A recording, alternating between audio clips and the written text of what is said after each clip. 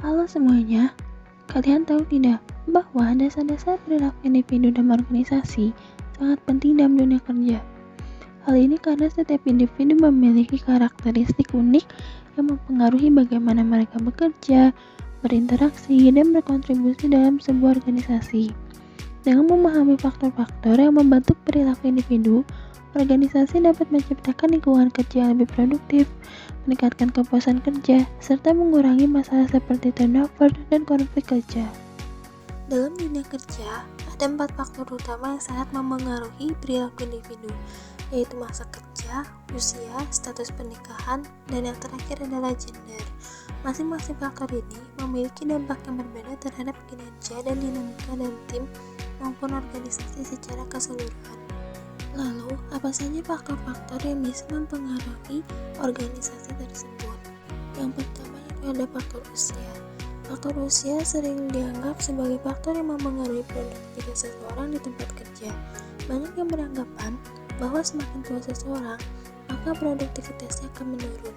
Namun, penelitian menunjukkan bahwa sebenarnya tidak memiliki hubungan langsung dengan kinerja. Pekerja yang lebih tua biasanya lebih berpengalaman, memiliki etika kerja yang lebih kuat, dan lebih berkomitmen terhadap kualitas pekerjaannya. Mereka cenderung memiliki tingkat turnover yang lebih rendah, yang berarti mereka lebih setia terhadap perusahaan. Namun, ada juga tantangan yang perlu diperhatikan, seperti resistensi terhadap teknologi baru dan kemampuan adaptasi yang lebih lambat terhadap perubahan dalam organisasi. Di sisi lain, pekerjaan yang lebih muda seringkali lebih cepat dalam memahami teknologi baru, memiliki semangat inovasi yang tinggi, serta fleksibilitas dalam menyesuaikan diri dengan perubahan. Namun, mereka cenderung lebih sering berpindah kerja karena mencari peluang yang lebih baik atau mengalami ketidakpuasan terhadap lingkungan kerja mereka. Oleh karena itu, organisasi perlu menyeimbangkan tenaga kerja dari berbagai kelompok usia agar bisa mendapatkan manfaat dari kedua sisi ini. Yang kedua yaitu faktor gender.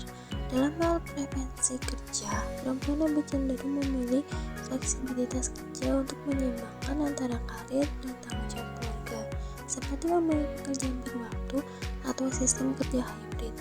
Hal ini seringkali memengaruhi bagaimana mereka mengambil keputusan dalam karir mereka. Selain itu, beberapa penelitian juga menunjukkan bahwa wanita lebih memiliki tingkat ketidakhadiran yang lebih tinggi dibandingkan pria. Yang ketiga yaitu faktor status pernikahan. Salah satu alasannya adalah karena individu yang sudah menikah seringkali memiliki tanggung jawab finansial dan keluarga yang lebih besar, sehingga mereka lebih termotivasi untuk bekerja dengan baik dan mempertahankan pekerjaannya. Mereka juga cenderung memiliki tingkat turnover yang lebih rendah karena mencari kestabilan dalam karir mereka. Dan yang terakhir yaitu faktor masa kerja. Masa kerja seseorang dalam suatu perusahaan juga merupakan faktor yang sangat berpengaruh terhadap perilaku individu. Semakin lama seseorang bekerja dalam suatu organisasi, semakin besar kemungkinan mereka untuk memiliki kepuasan kerja yang lebih tinggi dan tingkat turnover yang lebih rendah.